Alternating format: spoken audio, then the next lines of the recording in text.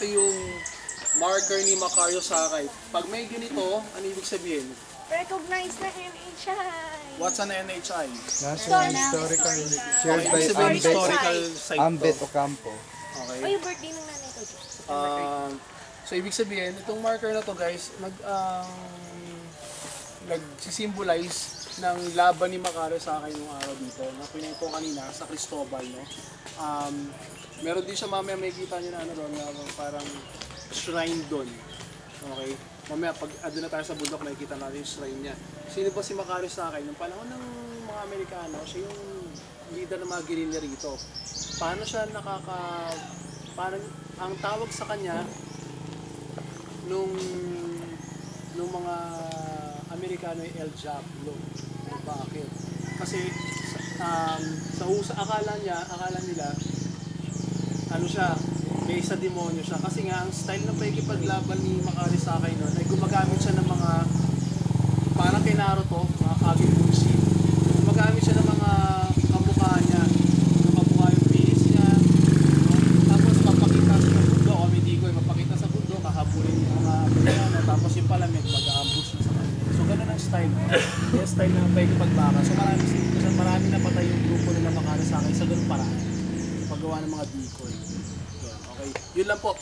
At this point, kuha na tayo ng sarili nating rock na bawal natin siyang ihulog. Bitbit natin siya hanggang tayo ay makarating sa Calvary. Okay? Bring your own rock.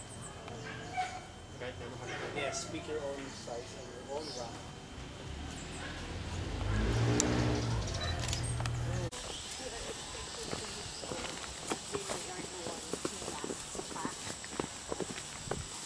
Pagod na sila.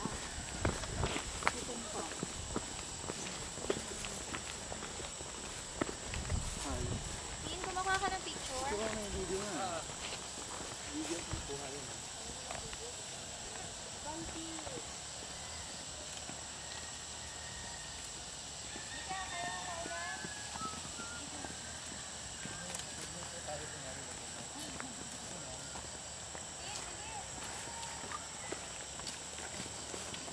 Kuyaan, kuhanin mo din sarili mo.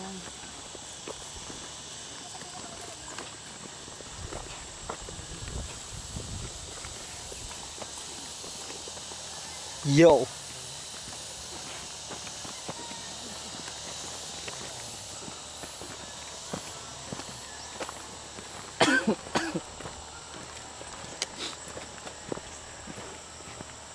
At ang uboy tuloy-tuloy. Pero mo ng aso. Ang laki aso.